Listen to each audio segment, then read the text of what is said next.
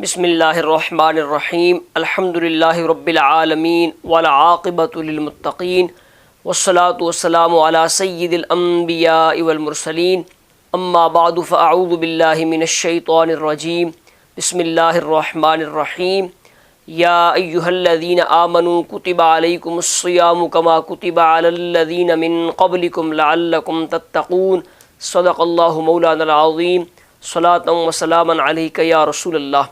اللہ تبارک و تعالیٰ کا شکر ہے جس نے ہمیں زندگی میں ایک بار پھر ماہ مقدس رمضان المبارک عطا فرمایا۔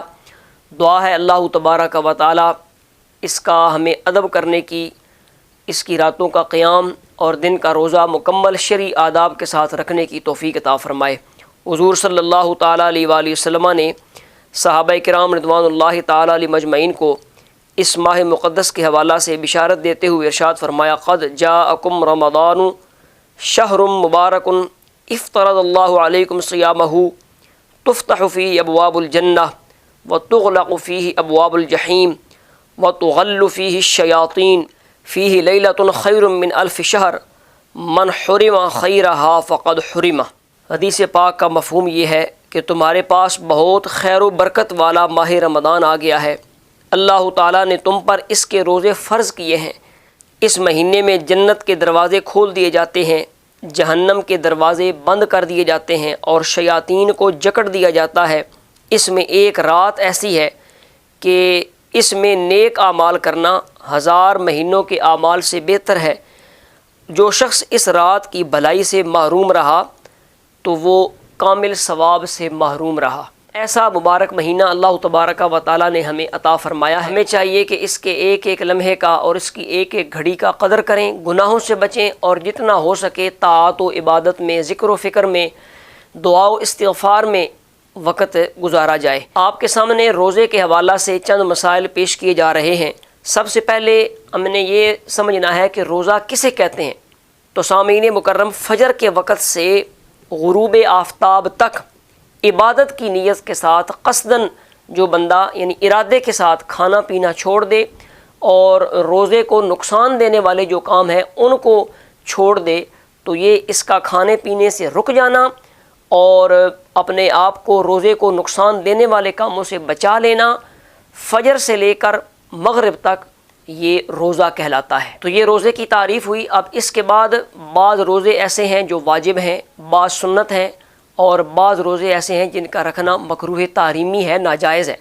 تو سب سے پہلے یہ سمجھیں کہ رمضان المبارک کا روزہ رکھنا اور رمضان کا روزہ اگر کسی وجہ سے رہ گیا ہے تو اس کی بعد میں قضا کرنا یہ فرض ہے۔ اس کے علاوہ منت اور کفاروں کے روزے رکھنا یہ واجب ہے۔ اس کے بعد اہم دنوں مثلا 9 10 محرم الحرام، 9 ذو الحجہ اور ہر مہینے کی چاند کی جو 13 14 اور 15 ہے، ایام بیض کے روزے، اسی طرح شوال کے 6 دنوں کے روزے، تو یہ سنت و مستحب ہے۔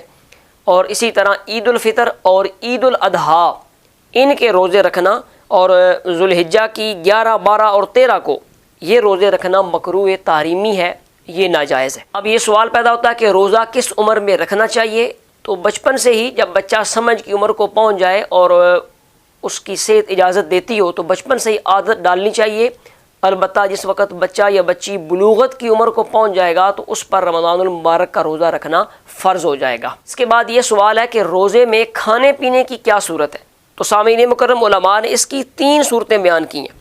روزہ یاد تھا اور جان بوجھ کر کھایا یا پیا، اس صورت میں روزہ ٹوٹ گیا، اور رمضان شریف کے روزے میں ایسا کیا تو اس کی قضا بھی ضروری ہے اور کفارہ بھی لازم ہے۔ دوسری صورت یہ ہے کہ روزہ یاد ہی نہیں تھا، اس صورت میں روزہ نہیں ٹوٹا، یعنی بھول کے بندے نے کھا پی لیا تو اس کے روزے کو کچھ نقصان نہیں ہوا۔ اور تیسری صورت یہ ہے کہ روزہ یاد تو تھا مگر غلطی سے کوئی چیز اندر چلی گئی، مثلا انسان وضو کر رہا ہے، روزہ اس کو یاد ہے، کلی کے لیے پانی منہ میں ڈالا، غلطی سے نیچے چلا گیا تو اب اس کا کفارہ نہیں ہے، البتہ روزہ ٹوٹ گیا اور بعد میں اس کی قضا کرنی ہوگی۔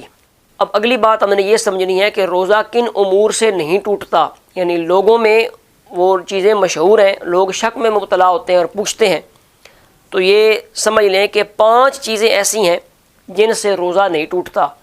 نمبر 1، مسواک کرنے سے روزہ نہیں ٹوٹتا۔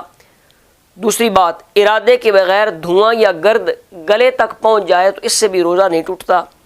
تیل لگانے یا سرما لگانے سے بھی روزہ نہیں ٹوٹتا، خود قے آ جائے، اسے ہم اپنی بولی میں الٹی کہتے ہیں، از خود آ جائے، یعنی جان بوجھ کے نہ بندہ کرے، از خود آ جائے اگرچہ وہ منہ بھر کے ہو، اس سے بھی روزہ نہیں ٹوٹتا۔ اور پانچویں چیز ہے سوتے میں غسل فرض ہو جانا، یعنی احتلام کا ہو جانا، اس سے بھی روزہ نہیں ٹوٹتا۔ اس کے بعد یہ مسئلہ ہے کہ اگر کسی نے جان بوجھ کر روزہ توڑ دیا تو اس کا کفارہ کیا ہے؟ تو اس کا کفارہ ہے بلا ناغہ 60 روزے رکھے گا۔ اگر اس کی طاقت نہ رکھتا ہو تو 60 فقیروں کو 2 وقت کا کھانا کھلانا یہ روزہ توڑنے کا کفارہ ہے۔ 60 فقیروں کو کھانا کھلا دے یا ہر فقیر کو 2 کلو گندم یا آٹا یا اس کی قیمت دے دے، تب بھی کفارہ ادا ہو جائے گا۔ اب وہ امور بیان کیے جا رہے ہیں جن سے روزہ مکروہ ہو جاتا ہے، تو جھوٹ سے، غیبت سے، چغلی سے، گالی گلوچ سے، فلمیں ڈرامے دیکھنے سے، کسی کو تکلیف دینے سے، نیز حالت روزہ میں فضول باتیں کرنے سے اور کلی میں مبالغہ کرنا، بار بار تھوکنا، ان امور سے بھی روزہ مکروہ ہو جاتا ہے۔ تو روزہ رکھ کر فقط اپنے آپ کو کھانے پینے سے نہ بچایا جائے، بلکہ جتنے خلاف شرع کام ہیں، جن کو شرع مطہر نے پسند نہیں کیا، جن کو حضور علیہ الصلوۃ والسلام نے کرنے سے منع کیا ہے، ان کاموں کے کرنے سے حالت روزہ میں بچنا چاہیے تاکہ کما حق ہو روزے کا فائدہ ہو۔ اس کے بعد ہم نے یہ بات سمجھنی ہے کہ کن لوگوں کو رمضان المبارک کا روزہ چھوڑنے کی اجازت ہے۔ تو جو شخص روزہ کا وقت شروع ہونے سے پہلے شرعی سفر پر ہو، جو تقریباً 92 کلومیٹر مقدار بنتی ہے، یعنی روزے کا وقت شروع ہونے سے پہلے ہی وہ سفر پہ روانہ ہو چکا تھا، تو مسافر ہے اور اس کا سفر بھی 92 کلومیٹر بنتا ہے، تو ایسے شخص کو روزہ چھوڑنے کی اجازت ہے۔ اسی طرح دوسرے نمبر پر وہ مریض ہے جسے بیماری بڑھ جانے یا دیر سے ٹھیک ہونے کا خطرہ ہو، تو یہ لوگ رمضان کے بعد اپنے روزوں کی قضا کریں گے، ان پر کفارہ نہیں ہے۔ تو یہ سامعین مکرم، آپ نے روزے کے حوالہ سے جو ابتدائی معلومات ہے، ابتدائی باتیں، وہ آپ نے سیکھیں۔ ابھی مختصراً وہ چیزیں جن سے روزہ فاسد ہو جاتا ہے، اور بعض ایسی چیزیں ہیں کہ جن سے روزہ فاسد نہیں ہوتا، جو جدید چیزیں ہیں، ان کے بارے میں بھی مختصراً آپ سماعت فرما لیں۔ آنسو 1 یا 2 قطرے اگر حلق میں چلے گئے اس سے روزہ نہیں ٹوٹے گا، اگر اس سے زائد قطرات منہ میں چلے گئے تو روزہ ٹوٹ جائے گا۔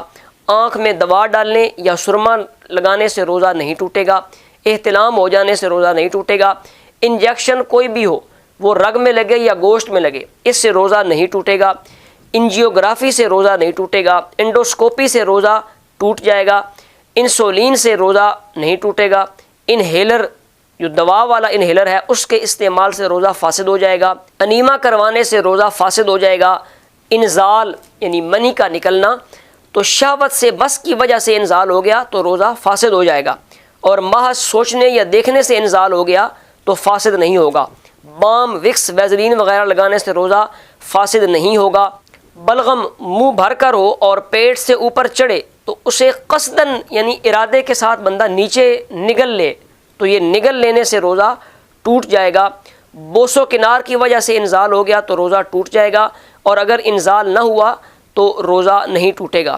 اسی طرح بھاپ لینے سے جو ہے وہ روزہ فاسد ہو جائے گا، روزہ ٹوٹ جائے گا، بھول کر کھا پی لینے سے روزہ نہیں ٹوٹتا، اور بے ہوش ہو جانے سے بھی روزہ نہیں ٹوٹتا۔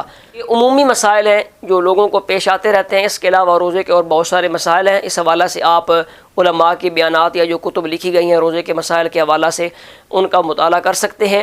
اللہ تبارک و تعالیٰ کی بارگاہ میں دعا ہے کہ وہ ہمیں اس ماہ مقدس کا صحیح معنوں میں ادب کرنے کی، راتوں کا قیام صحیح ادب و اخلاص کے ساتھ کرنے کی، دن کا روزہ مکمل شرعی آداب کے ساتھ رکھنے کی توفیق عطا فرمائے۔